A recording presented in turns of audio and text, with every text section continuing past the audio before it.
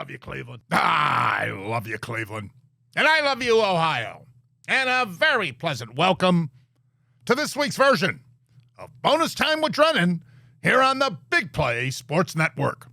Brought to you by our dear friends at FanDuel. Hi, I'm Bruce Drennan along with Ryan Smith. We've got so much on the platter today. We want to get right to it. Ryan, how you doing, partner? Happy Thanksgiving, a week away. Yeah, we're getting very close to one of my favorite holidays of all time, Bruce. So I'm very excited, happy to be here on Bonus Time with you on Wednesday as we're taping this. Let's get right into it. Yeah, of course, you will not be with us next week. You're going to visit relatives for Thanksgiving down in Florida.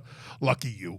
So Pat will be subbing for you, and hopefully he will not show me up like he did the last time he subbed for you in the segment where we predict the games with the point spread. But that's a different topic, which we'll get to a little later in the show. Last week, I talked to you about culture. The culture of the Browns is that they always, or almost always, find a way to lose. Was that not the case against Baltimore? Clearly a more talented team than Cleveland, yet our Browns outplayed them and should have won the game. But the culture of the Browns is that they find a way to lose. The only touchdown was the pick six by Devin Bush. Aren't you getting a little sick and tired of the Stefanski press conferences? Isn't it the same response to the questions from my colleagues in the media every week? This week, and I quote verbatim, "Yeah, we didn't do a good enough job, period, as a team, and certainly as an offense in there. So we'll make sure that we get back to work." Whatever the heck that means. Week before, quote, "We have to play better as an offense." That's a brilliant understatement. "We're going to win as a team and we're going to lose as a team, so we'll own that, including myself." Isn't that noble? "Just didn't do a good job in any facet. We'll just keep swinging." Yeah.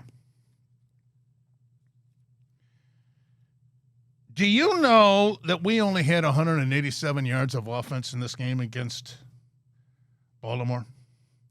Gabriel leaves with a concussion. I mean, so far, do we have enough of a sample on Gabriel to say otherwise that at best he's going to be a backup quarterback in the NFL? I ask you. So Sanders will start against the Raiders.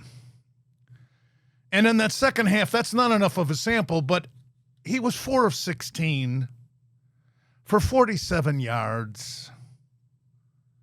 He will become, when the game starts against Las Vegas, the 42nd starting quarterback of the Cleveland Browns since coming back as an expansion franchise in 1999. Think of that.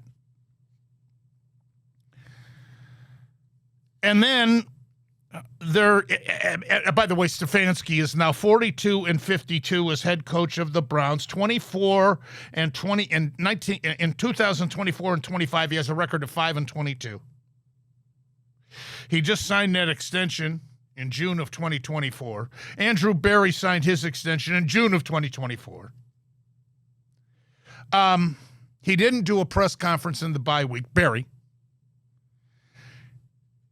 He has to be held responsible, along with Haslam, the owner, in all fairness. Not so much Stefanski, in my opinion. Dick Podesta, too, who's now gone back to baseball. But Berry's got to be held responsible for the failure of the Watson trade. Does he not? Is that unfair to say? The Browns, in next year's draft, have 2 first-rounders, 1 second, 1 third, 1 fourth. They've got to take a quarterback, do they not? Problem is that the Jets need a quarterback, too. I don't think that they're sold on Justin Fields, who's hurt right now. But they have 2 first-rounders, 2 second-rounders, a fourth, 3 sixths, and a seventh. And then they have 3 first-rounders in 2027. So who can be better suited to move up as high as they want to get the best quarterback available in the draft next spring than the Jets?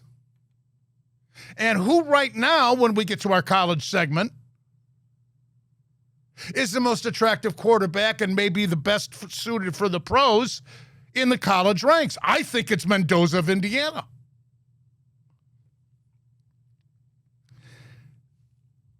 How does Myles Garrett sleep at night?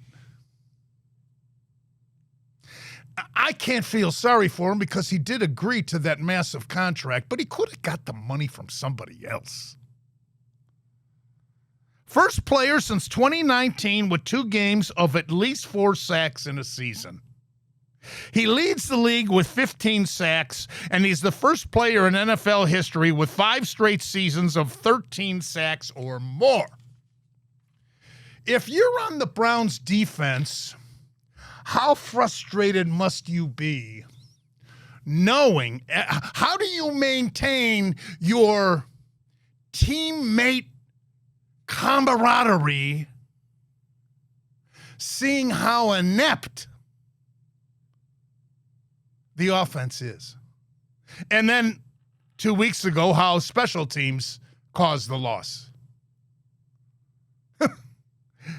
Culture.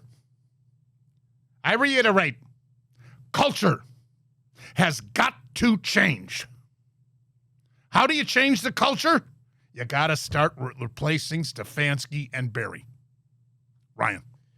Well, to that note, Bruce, the Browns on Sunday officially feels like what marks the Browns' final wild card they have, the final trick they can pull out of their sleeve in an attempt to save their jobs if you're Kevin Stefanski especially, is by getting some wins, and that's going to be at the hands of Shedeur Sanders because we know what Dylan Gabriel is capable of, and quite frankly, whether it's only 5 starts or not, the answer to that seems like not much. Now, there's already people that are already done with Stefanski, regardless of what the outcome in this last stretch of games is with Shedeur Sanders. They've seen what the last 2 years are, right? They've seen how the Browns continue to throw away games, find new ways to win, or to lose games that have never happened before in the NFL. I think we've already seen that twice this year. But Shedeur Sanders starting Sunday will kind of either mark the end of the beginning for Kevin Stefanski, or will mark a beautiful new era in Cleveland Browns football. Now, I always laugh. Beautiful new era. Oh, boy. But what have you been smoking? It kind of seems like those are the 2 outcomes, and I don't know if there's a middle ground, but if history will tell you anything, it's that, well, it's probably going to be the former. We'll take a look at the rest of the NFL when we return. We've only just begun. Bonus time with Drennan on Big Play. The Big Play Sports Network is brought to you by Garage Beer. No bitterness, no frills, no IPA, just beer-flavored beer. Find local retailers who sell garage beer near you by visiting drinkgaragebeer.com. I don't mean to be redundant, but you've been hearing me say the last few weeks, culture. Browns find a way to lose. That's their culture. On the flip side, the Pittsburgh Steelers culture is that they find ways to win, even when they don't deserve it. I'm not saying they didn't deserve to beat Cincinnati, but so many games we see Pittsburgh being outplayed, but they find ways to win. 34-12, they beat Cincinnati with Aaron Rodgers leaving the game with a wrist injury. Backup Mason Rudolph came in and went 12 of 16 for 127 yards and a touchdown as the Steelers dominated the second half, outscoring Cincinnati 24-6. Meanwhile, former Brown Joe Flacco, who just a month ago shredded the Pittsburgh defense, was hounded and battered in this game. I'm surprised he got up a couple of times. I really am. Steelers defense really did a job on him. And he threw a very costly pick in the third quarter, it was a pick 6. And it reminded the 3-7 Bengals that they can't get Joe Burrow back soon enough. Ryan. Yeah, that was a much-needed win for the Pittsburgh Steelers, despite already sitting atop the division, because the Ravens were going to beat us, and they're right on the heels of the Steelers. But you're right, they do find ways to win every single year. Now, whether that's going to translate to another 9-8 season, which I think will happen, or they'll actually do something in the postseason, is to be seen. But again, good teams. They went out and traded for Kyle Duggar, safety, who had that pick 6 against the Bengals before the trade deadline. It's just good teams always consistently improve, and whether or not they're going to do anything with it, Pittsburgh remains the standard for winning football. Denver defeated Kansas City 22-19, and their kicker Will Lutz got his revenge by kicking the game-winning field goal to win this big AFC West battle. It was just a year ago in the same situation against the Chiefs that he missed and had a whole year to think about that miss. What do you think was going through his mind when he lined up to try and win the game with his talented leg? This was his 5th field goal of the game. The loss almost assuredly guarantees that the Chiefs will not win the AFC West this year, their title. That would be the first time since 2015 that they haven't won the AFC West. Think of that. This is the 8th straight win for Sean Payton's first-place Broncos. Their longest winning streak since 2012, by the way, and that's when Peyton Manning led the Broncos to 11 straight victories. Get this, last year, the Chiefs were 12-0 in one-score games. This year, they're 0-5. The law of averages finally catching up to the Kansas City Chiefs. I love to see it. Denver's kind of what they were last year. They continue to win these close one-score games that are drawn out into the fourth quarter. And the defense is good. We know that. It comes down to how Bo Nix is going to perform when the postseason does come. Right now, the Broncos looking for the number 1 seed, but Bo Nix throughout the fourth quarter has consistently been clutch. He hasn't been great in a lot of these games, but when it comes down to it, he has been great when he's needed to be. To make a playoff run, he's going to need that all 4 quarters. We know that. It's only his second year. But right now, the Broncos, they were a sleeper in the preseason to win this division for a reason, and you're seeing that play out in real time. And the Chargers are certainly beatable. Obviously, we're going to get to them in a second. So now that division, which we all thought would be Kansas City to own again, looks like Denver's to lose. All right, speaking of Jacksonville beating the Chargers 35-6, take no prisoners. How about that? After blowing a 19-point lead last week against Houston, that's the worst collapse in franchise history for the Jaguars. Jacksonville dominated so thoroughly that they didn't have to punt in the entire game. How often does that happen in an NFL game? Jaguars defense sacked L.A. quarterback Justin Herbert twice and hurried him the entire contest. Herbert threw for only 81 yards in this one, and the Chargers offense moved the chains only 8 times in the entire game. This loss drops L.A. 2 games behind Denver in the NFC West, and the win keeps the Jags very much in the playoff picture. Bruce, I didn't really get attuned too much into this game, and honestly, I'm glad I didn't, but that's one of those head-scratchers that nobody saw coming. The Jaguars came in such a vulnerable position. You mentioned the fourth quarter collapse in Travis Hunter. And for the Chargers, you had a point where you were looking at the AFC West like you really had a chance to win it. Now they still do. You're only a couple games back of Denver, but right now, the Chargers aren't a team that you feel great picking to win any big games. The offensive line is battered to all hell, and Justin Herbert has been playing bad the last couple of Very years. inconsistent. Very inconsistent, yes. All right, Buffalo defeated Tampa Bay 44-32, and after an absolute embarrassing loss to Miami last week, and a month-long slump by the Bills' offense, quarterback Josh Allen threw for 3 touchdown passes and ran for 3 touchdowns. And thus, Allen became the first player with 3 touchdown passes and 3 rushing touchdowns twice. He did it last year in a loss to the LA Rams. To think that the Browns could have drafted Josh Allen, Instead, we took Baker Mayfield, who ironically was Allen's opponent in this win over Tampa Bay. Mayfield threw a pick, and he finished with a quarterback rating of 72.5. And all of a sudden, it's not a given that Tampa Bay is going to win the NFC South. Carolina beat Atlanta 30-27 and improves to 6-5, only half a game behind Tampa Bay in that division. Meanwhile, the much-needed win for Buffalo keeps them within range of first-place New England in the AFC East. Patriots improved to 9-2 last Thursday with their 27-14 win over the New York Jets. New England will host Buffalo following their bye week on December the 14th. Now, I want to get back to the Browns not taking Josh Allen. If you recall, I was on the network then, and I advocated that the Browns take Josh Allen and instead of Mayfield. And critics of my suggestion back then said, oh, why would you take him? He's out of Wyoming. I said, where did Terry Bradshaw go to school? Where did Johnny Unitas go to school? Do you think that we would have the problem? Of course, the Browns have a knack of ruining quarterbacks no matter who they take. Even if they're able to get Mendoza, they'll probably ruin him next year too. But you get my point, Ryan. Yeah, I definitely do get your point. I mean, Patrick Mahomes, Texas Tech, Lamar Jackson, Louisville. Like, yeah, there's wide receiver universities like Ohio State and LSU, but quarterback, that's been one of the positions you never look at and been like, well, that pedigree of that school produces quarterbacks. Because honestly, Ohio State, one of the best programs ever. Well, look at their quarterback success rate. Not great.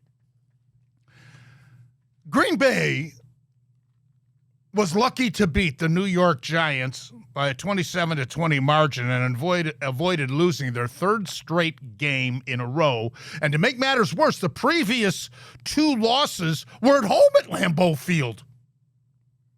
Don't look now, but the Chicago Bears have launched themselves into first place in the NFC North with their 19-17 victory at Minnesota. Amazing. And the Detroit Lions offense was stymied by the Super Bowl champion Philadelphia Eagles in a 16-9 loss in Philadelphia. The Eagles defense dominated in that affair. Eagles quarterback Jalen Hurts scored the only touchdown of the game, and the Eagles defense held the vaunted 1-2 rushing tandem of Jahmyr Gibbs and David Montgomery to a mere 66 yards on the ground. Philadelphia improves to 8-2 and is the only team in the NFC East with more than 3 wins. They are now on their way to earning the number 1 seed and have home field advantage in the NFC upcoming playoffs. The Lions will host Green Bay on Thanksgiving Day. They're at Minnesota on Christmas Day, and they end the season at Chicago. The Bears also have 2 games against Green Bay. Wow. That NFC North. I love it, Bruce. I'm excited to see how that one wraps up. I still think the Lions are the better team. They've had a tough stretch of football, and I think they'll win that division. Green Bay has a ton of division games left that they can make up ground. They feel like they're going to win it. And then the Bears, right now, the leaders, I don't know if they're real or not, Bruce. I think Caleb Williams is certainly taking a step up. I think Ben Johnson has been a great culture guy and a great offensive guy that Caleb Williams needed to succeed. But again, they haven't really beat anybody that makes you feel really good. I think just one team above 500 that they've beaten this season. But again, that remains the most interesting division in all of NFL. Because you can never count out the Vikings, to be honest with you. Excuse me, Ryan, I'm becoming more of a believer in the Bears. Did you watch any of their game against Minnesota? Because Minnesota was smarting from their loss the week before. They were at home against Chicago. I was wrong on my prediction. I figured Minnesota would bounce back with a win, but Caleb Williams is really starting to come of his own. We know that the Bears have a good defense, and why not now think that going down the stretch they can hold on and win that division because everybody's beating the you-know-what on everybody else in that division? For me, it's just, and I don't know if this is valid or not, it's just the proof of concept. I just haven't seen it yet. I haven't seen them beat a team that I'm like, okay, that's a playoff contender, a team that I think needs to be really playing super well. Well, they've got two games left against Green Bay. That's one of the best rivalries in all of sports. I grew up in Chicago. And you know their history with that's Green intense. Bay. If they managed to go out and even just take one against Green Bay, I'd be impressed. Let alone two. And then Green Bay's got this upcoming game on Thanksgiving Day against Detroit. That's a rivalry, too, especially on Thanksgiving Day, going back to the days of Bart Starr and Alex Karras. All right, the LA Rams defeated Seattle 21-19. The Seattle Seahawks have only themselves to blame with this one. Quarterback Sam Darnold threw 4 interceptions in this game. And he didn't score a touchdown until the end of the game with only 2.5 minutes to play.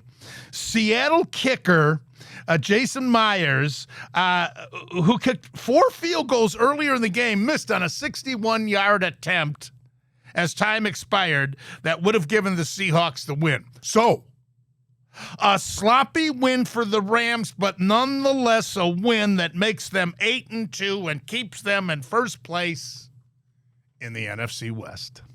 Definitely the game of the week. And I mean, if you're a Seahawks fan, yeah, it stinks you lost that game, but look at it this way. One, you were on the road. You were the underdog. And Sam Darnold threw 4 interceptions, like you said, and you only lost by 2 points. 4 interceptions, and you only lost by 2 points. Not only that, you mentioned you had a real opportunity to go ahead and win it on a last-second field goal. So I think that's something to hang your hat on for the Seahawks. For the Rams, they'll take any win they can get against a good team like that. 8-2, Matthew Stafford probably the MVP frontrunner right now. Again, the Rams, no matter what the expectations are for the season, they always come out and play well and are always locked to make the playoffs. I mean, Philadelphia, would you not agree, looks like the team to beat again and repeat as the NFC champions? I would. And, now. It's crazy because there are flaws for the Eagles. Like, they aren't the super team that you thought they were last year, and which makes it all that more interesting. It's a lot clearer to make that prediction than to pick anybody in the AFC as the clear-cut favorite. Am I wrong? No, I don't think you're wrong at all. Agreed, because how good do you really feel at the end of the day about teams like the Colts and Denver, despite their records, right? Like, so I completely agree. All right, when we come back, we'll look at how our predictions did last week. Ryan will not be with us next week, and that's good because he beat the you-know-what out of me in our predictions from a week ago. That's next on Bonus Time with Drennan on Big Play.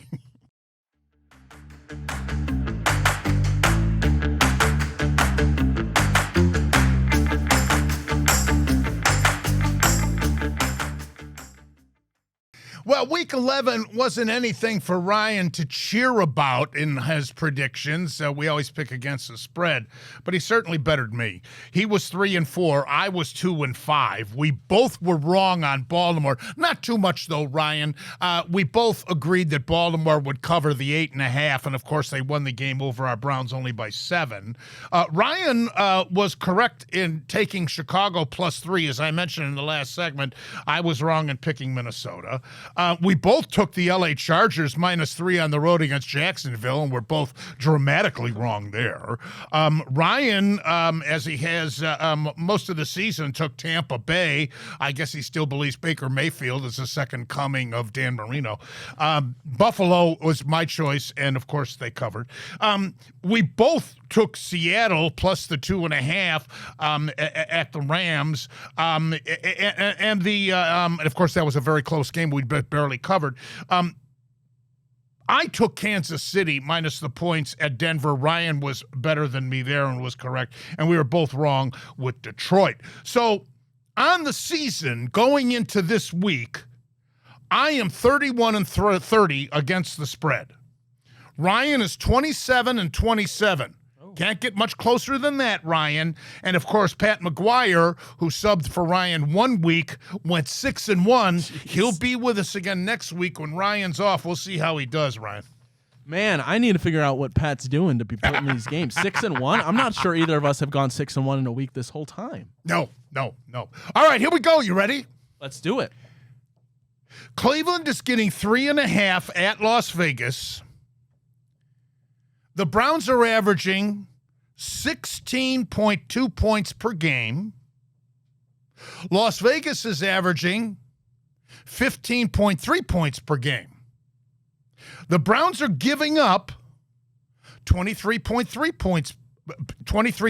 points per game. Vegas is giving up 25.3 points per game. Both teams stink.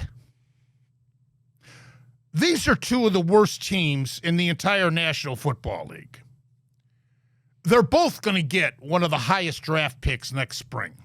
Pete Carroll is extremely on the hot seat, probably even more so than Stefanski. Why, I don't know, but I think it's a hotter seat. Those statistics say, wow, what a toss-up this game is, but Vegas has got the Browns getting 3.5.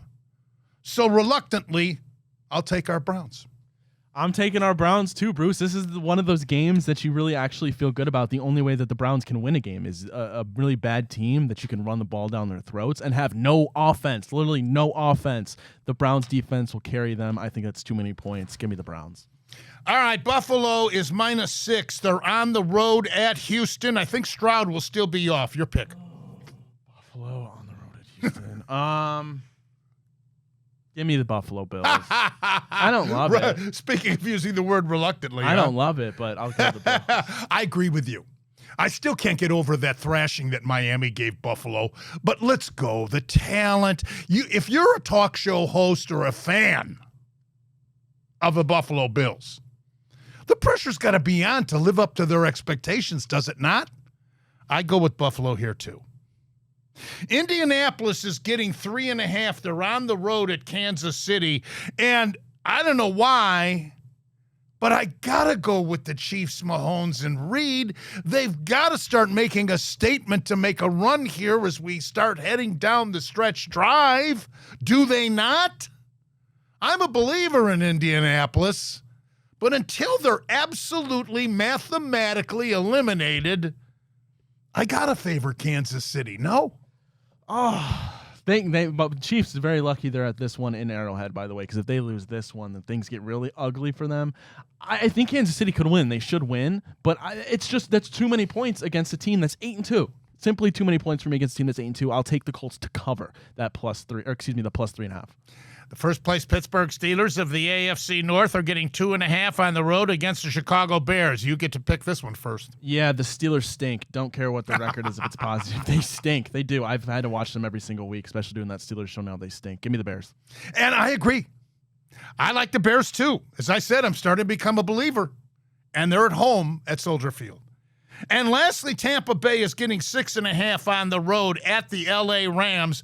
I'm starting to see and get proven right that Tampa Bay, that Baker Mayfield is good, not great. He's certainly a winner, not a champion. And I like the Rams. They won the Super Bowl a few years ago, did they not? Sure did. I'll give up the points here. I really don't want to do this, but I will. I'll go Rams -7. I think but then again, that's an easy push. I'll still take the Rams, but Tampa Bay is just such a hard team to grasp what they really are. They've had so many bad breaks, a tough schedule. They could still easily win that division and make the playoffs and make some noise. But until then, it hurts my heart, Bruce, but I'll go Rams too. We got 3 weeks left in college football, and boy, is it fascinating as we head down the stretch before the college football playoffs begin. That's next. Bonus time with Drennan. Big play. Brought to you by FanDuel.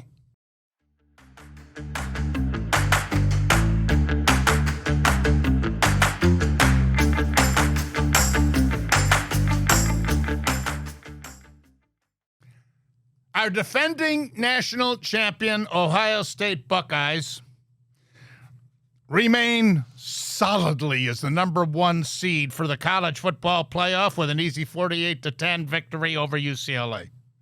We have Rutgers this coming week and then the game at Michigan, who, in my opinion, if you watched it as I did, got a huge break in their game, winning on their winning drive. The game was played at Wrigley Field. And this game was against Northwestern. If you watched it on 3rd down, on a conversion pass that kept the drive alive, the Michigan right tackle got away, in my opinion, with an obvious holding call.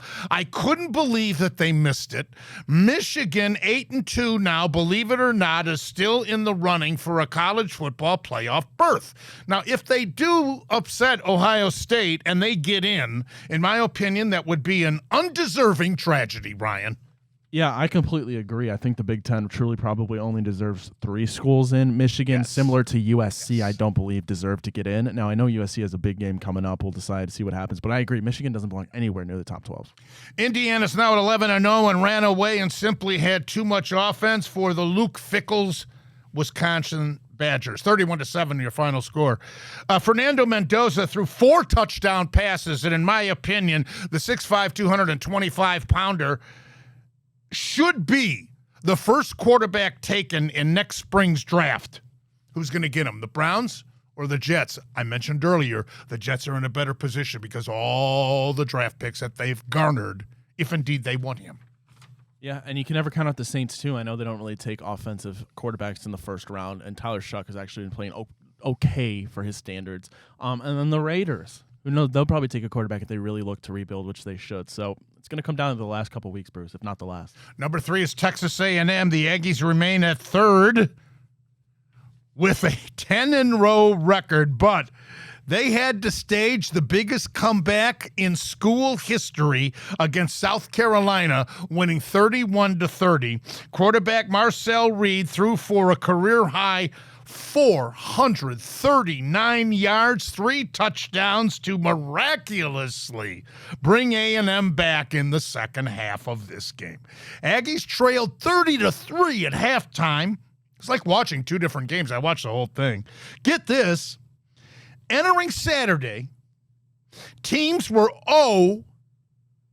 0-286 in Southeastern Conference play since 2004 when trailing by 27 points or more.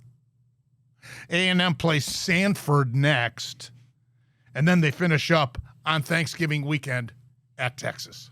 Bruce, I don't even know what to say. I watched the first half of that game, and I thought something was physically wrong with Marcel Reed. I agree. I thought he had a concussion. Every ball he I've been threw. bragging about how good he is. And a buddy of mine, it's funny, let me interrupt you. A buddy of mine who had not seen A&M play this year watched the game, and he said, I saw him the other day, I played golf with him, and he said, I'm watching a game, and I'm thinking, what is Drennan seeing this Marcel Reed? And then in the second half, he said, oh, okay. I seriously, I was genuinely concerned. I thought something was wrong with him. And then the second half comes around and he looks like the Heisman contender. There you go, getting your Heisman moment. But if you're South Carolina's head coach, Bruce, there's just no acceptable way you blow a 30-3 halftime lead. Pressure's on him. All right, number 4 are the Georgia Bulldogs, who outscored Texas 21-0 in the fourth quarter as Gunnar Stockton outplayed Arch Manning and Kirby Smart outcoached Steve Sarkisian in the Dogs' big 35-10 victory. Georgia moves up 1 spot in the college football rankings, with Alabama losing at home 1 spot in the college football rankings, with Alabama losing at home to Oklahoma. Consider this. Texas is now 7-3 and out of the playoff picture. They were the preseason number 1 in the country. And if you are an NIL contributor, big-time money person who contributes NIL money to the Texas football program, do you want Sarkisian back as the coach in Austin? Texas, if they have one last hope, Bruce, you know how the SEC works. If they go ahead and beat Texas A&M, massive game, by the way, to end the year, they're going to put Texas in with 3 losses. They're going to find a way. I don't have any doubt about that. Too much money for them. I don't see it. With Ole Miss, Georgia, Alabama's not out of it. They shouldn't be, Bruce, but you think they would pass on putting Texas in the playoff if they had a legit There argument? could be 5 teams from the SEC that get in. I'll give you that. Number 5 is Texas Tech. They move up from 6-5 with their easy 48-9 victory over UCF. The Red Raiders are now 10-1 and are the favorites to win the Big 12. Number 6 is Ole Miss, another one of these SEC teams. They move up from 7-6 after beating Florida 34-24. The Rebels are now 10-1. And their rival this coming week, before meeting their arch rivals, Mississippi State, on Thanksgiving weekend. Is Ole Miss not getting the credit they deserve in the SEC? Are they being a little overlooked? Because they've got a darn good team, especially with that Trinidad Chambliss as their quarterback. He's good. I'm not sure they're getting overlooked, Bruce, but because you're right, their only loss is to a Georgia football team who might be playing the best football in the country as we speak. It's just the teams above them. Texas Tech, very honestly welcoming. So they do have the loss. I could see the SEC thing, but they've been dominant all year. Exactly, that's the point. And then you're not putting them above Georgia, A&M, IU, or OSU. Number 7 is Oregon. They are 9-1 after trouncing Minnesota, 42-13, and now number 7 up from number 8, and they're very likely going to be the third Big Ten team to qualify. Their next game should be an interesting one as they host Southern Cal. Number 8 is Oklahoma. They're up from number 11 following their 23-21 victory at Alabama. The Sooners scored 17 points off 3 Bama turnovers. That was the difference in this game. And all of a sudden, Oklahoma's very much in the playoff picture. But they have 2 challenging games left. Missouri and LSU. Good news is that both those games are at home for Oklahoma. And then, of course, Alabama has to beat Auburn in the Iron Bowl to get into the playoff picture again. One of 5 SEC teams, as I mentioned earlier, that can possibly qualify. Bruce, I'm usually never one to defend Alabama, but yet here I am about to do it. I think the committee got it wrong because they need to figure out what matters the most, because clearly it's not head-to-head matchups or strength of schedule. And the reason I say it is because Alabama, previously number 4, yes, they get their second loss of the season, but they drop all the way down to 10. They're behind Oregon, who has no top 25 wins. They're behind Notre Dame, who has 1 top 25 win, and Alabama has 4 top 25 wins. So I think they got that one wrong. Speaking of Notre Dame, they're number 9, 8-2 after an impressive 37-15 victory at Pitt. The Irish should qualify, I think, with wins versus Syracuse and Stanford to end the regular season, especially after last year proving that you get into the playoffs. Notre Dame is Notre Dame. They made it to the finals before getting thrashed by our Buckeyes. Pitt at 7-3 still has a chance to get into the playoffs by winning the ACC if they beat Georgia Tech and Miami and then win the ACC championship. But I think that's unlikely, Ryan. I do too. I think Georgia Tech's going to go ahead and beat Pitt. I think they're going to be the ACC champions, and I think they're going to be one of those top 5 conference champions that get in. We just mentioned earlier about Alabama's loss to Oklahoma. The Crimson Tide falls from number 4 down to number 10. Brigham Young is 9-1. Their only losses to Texas Tech. They had no problem with TCU beating them 44-13. Their next game is at Cincinnati, Ryan's alma mater. Number 12 is Utah, and they're 8-2 with a 55-28 victory over Baylor. So those schools, along with Texas Tech, are the hopes of the Big 12. I can't see 2 teams getting in. Can you? No, I can't, because the one will be Texas Tech if they go ahead and win the Big 12. So the Big 12 conference champion will get in, but then you're looking at a team like BYU. Then they'll have 2 losses. You put in Georgia Tech, ACC champion, over them, and then you look at Utah. Well, you put in apparently Tulane, which I know, Bruce, you're not going to like, because they'd be a top 5 conference champion if they go ahead and win the American. And then there's number 13, Miami, 8-2 with a 41-7 victory over NC State. Number 16 is Georgia Tech.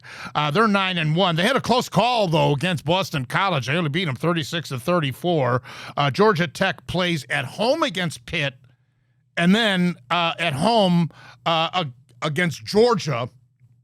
ACC championship forthcoming. The ACC, I can't see more than 1 team getting in there. I completely agree, Bruce. No way. All right. There you have it. The last thing I want to say before we go to the next segment about college football and the playoff. Would you not agree that the group of 5 best conference champion or record shouldn't necessarily qualify to get into the top 12 teams in the country, like is going to be the case in this college football playoff? Come on. Yes, you're right, because are those the best teams in the country? No, probably not. But I do enjoy the fact that you get your wild cards, because when an upset inevitably does happen, it's going to be so fun, Bruce. It's like giving a bye to whoever they play in the first round. Come on. Yeah, to a point. Oh, come on. All right. Next, a little look at the Cavaliers. Season's only just begun. That's next on Bonus Time here on Big Play.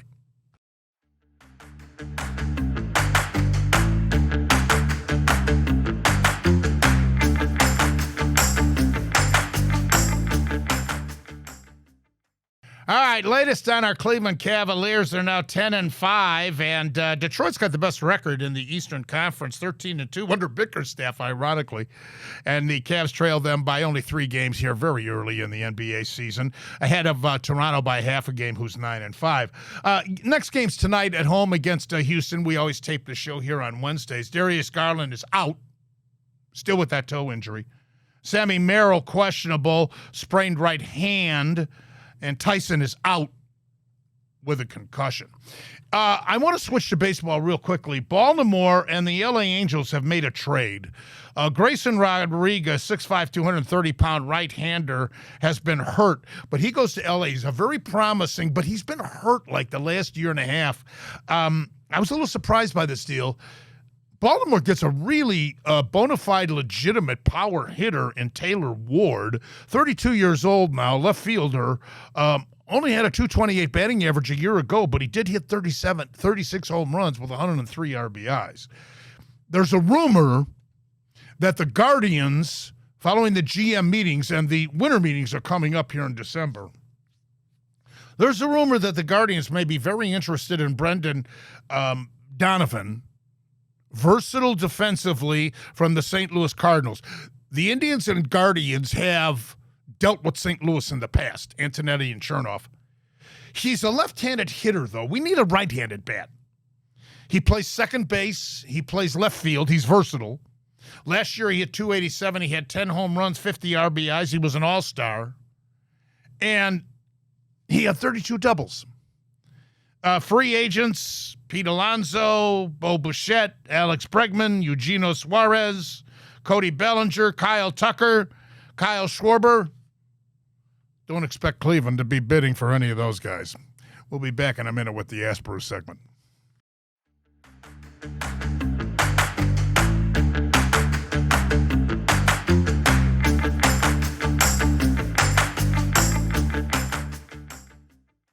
We conclude each week with the Ask Bruce segment. Time for a couple of questions. Fire away there, Ryan. Already starting here in baseball. Hey, Bruce, this one's from our guy Andy. Assuming Jose Ramirez goes the rest of his career without winning an MVP award, would he go down as the best player in Major League Baseball history to never win the honor? Oh, what a great question. I'd have to do some research on that. Murphy of Atlanta was with the last place team and won back-to-back MVPs. Ernie Banks was with the last place team back in the late 50s and won back-to-back MVPs. But to look to see great, great players like Jose who never did win an MVP is a great question. Allow me a week to look that up and research it. I think it's a fascinating question. Thank you for participating. Alrighty, flip over to the Browns. Hey, Bruce, despite the recent failures in past seasons, in your opinion, is Kevin Stefanski still the best head coach the Browns have had since returning in 1999? By process of elimination? Yeah. Is that what you want me to answer? Hey, there's got to be a best, even if they all stink. Oh, my God. What? That's a beautiful question, too. I applaud you for setting, especially the way you phrase it. Yeah. Oh, God, help us. You got time for another one? I won't even bother. Alrighty, last one for you. Why do I want to create a headache? Hey, Bruce, flipping over. We kind of show's almost over. Give me a break. We've touched on this a little bit, so this one will be easy for you. Hey, Bruce, what are currently your biggest gripes with the 12-team college football playoff format? What I said earlier, that a group of 5 team is going to get in over a more deserving, better talented team with a better record that plays a much tougher schedule. It's depriving that team or several teams that might be on the bubble with them. That's my biggest pet peeve. Oh, yeah, fine. Oh, the group of 5 shouldn't be ignored. Why? They don't represent one of the top 12 teams in the country, with very few exceptions. I mean, look at their schedules. All right. That's all the time we have for this version of Bonus Time with Drennan here on the Big Play Sports Network, brought to you by FanDuel. I'm Bruce Drennan.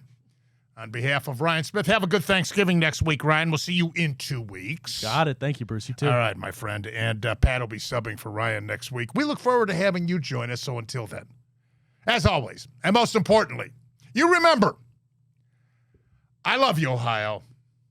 And I love you, Cleveland.